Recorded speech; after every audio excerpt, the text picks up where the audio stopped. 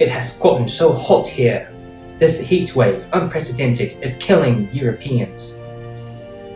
I can't believe people still don't think climate change is real, mate. Same here. It's above 30 degrees every day in my hometown now. Don't forget that we are basically the northernmost of China. We already have the coldest winters. And now this. Oh, come on, y'all. That's only the heat wave that doesn't even last that long. Y'all don't understand how it feels like to be above 95 degrees for 4 months straight here deep in the heart of Texas. Yes, I can relate to that, but you can also get used to it. 41 degrees here in New Delhi is not too bad. Yes, but you guys are pretty down south. Gosh, I can't imagine how they would feel to be living near the equator right now. They must be boiling to death this summer, innit? I don't know, but actually I'm going on a trip to Singapore pretty soon. I checked the weather, and it seemed pretty comfortable. Really? You are telling me that all these equatorial cities aren't literally hell on earth, given today's climate crisis? Singapore, how are you doing over there? What la? I've been doing fine la. The weather is the same of every day of the year. It's only 31 degrees right now la. No, it's probably because of this relatively small sample size. Uganda, how are you doing? Why are you gay? Actually, we are even cooler than Singapore.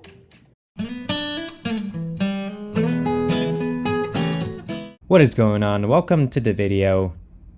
As you can see, I'm trying to diversify my video content because I literally have a degree in environmental science, and I believe I should be qualified to explain cool natural geography concepts to y'all, okay? The name of my channel is literally called Conservative Geographer. I can't just dive myself too deep into this political swamp that I'm in right now to the point I can't even get out anymore. Hope that makes sense. Anyways, you saw the clip at the end of the beginning, and you probably relate to this, right? Weather and climate act very interestingly, to say the least. When it comes to different geographic regions, and sometimes the average mind just can't really comprehend what is going on. Like sure, cities and deserts tend to be hotter than places right next to the ocean. Higher elevation places tend to have cooler temperature, and during summer you go on a vacation somewhere cooler up north, unless you're Australian and you go south. But the idea is that you want to get away from the equator. And vice versa in winter, when you go somewhere toward the equator.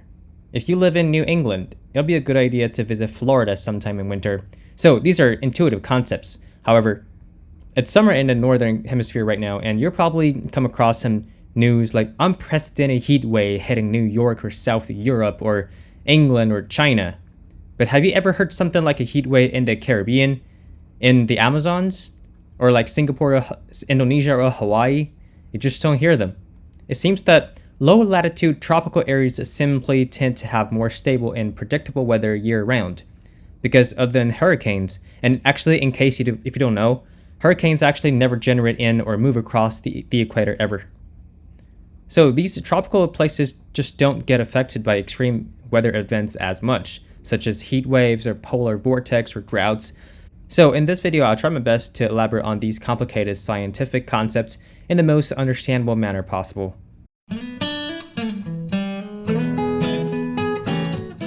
So I'm assuming that everyone knows how seasonal change works. The Earth has a constant 23.5 degree tilt when it circles around the sun. So this causes different latitudes to receive sunlight differently. Of course, when the sun is 90 degrees directly above your head, you receive the most radiation. When there's a large angle between sunlight and the ground, you don't get as much radiation. This explains why higher latitude areas tend to have seasonal variations, because this angle between the sun and the ground changes quite a lot, compared to the tropical areas where the sun is just always directly above your head, only sometimes more in the northern skies, sometimes south. Okay, hope that makes sense so far. So you'd be tempted to think that the tropics will have more frequent and extreme heat waves than the north. You're not totally wrong, but that's not accurate. Refer to the little clip in the beginning. Recall that northern cities, like those in Europe and Asia, tend to normally have relatively cool summers, but occasionally will suffer from heat waves. And then you have the equatorial tropical cities where they have comfortably warm temperatures year-round, and they almost never fluctuate. By the way, that's the kind of climate zone that our human ancestors lived in for millions of years. We originated in Eastern Africa, so we're most used to this kind of temperature. if you don't get to wear your clothing, just like our ancestors, you have no other choice but to survive in the tropics. Finally, we have cities in northern India and Texas, where their latitudes are both roughly 30 degrees north, which aligns with the Middle Eastern deserts, southern China, as well as the hot parts of Australia if you flip it south. These are all areas of the world known for extreme summer temperatures. So why is that? Before we move on, if you made it this far in the video, thank you very much. I want you to pause and click like and subscribe to my channel to help with the algorithm. You see, I cover a very wide variety of topics, and making these videos take an enormous amount of time. But as you can see, I don't have a professional and good-looking studio setup, and I don't have a research team. I'm doing everything myself. So please help, and if this channel ever blows up, I'll be very grateful to you.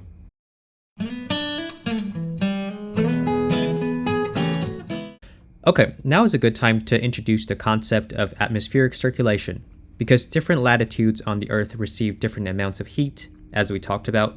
This creates a gradient for airflow. Here's how it works. Near the equator, air near the ground level gets warm from the sun, and this air will expand and rise up to higher altitudes and move toward cooler areas, in this case, either north or south, and it descends at latitudes near 30 degrees north or south, before finally heading back to the equator in the form of trade winds.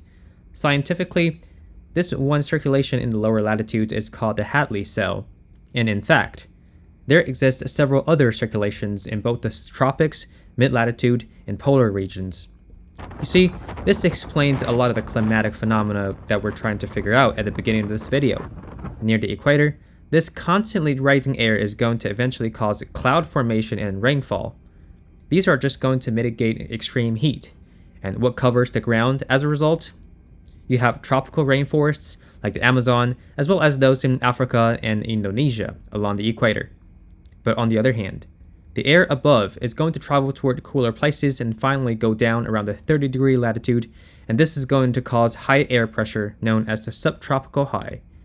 Within this high pressure region, in which it actually fluctuates given different seasons and geographic areas. So the weather in summer is going to be very dry and hot.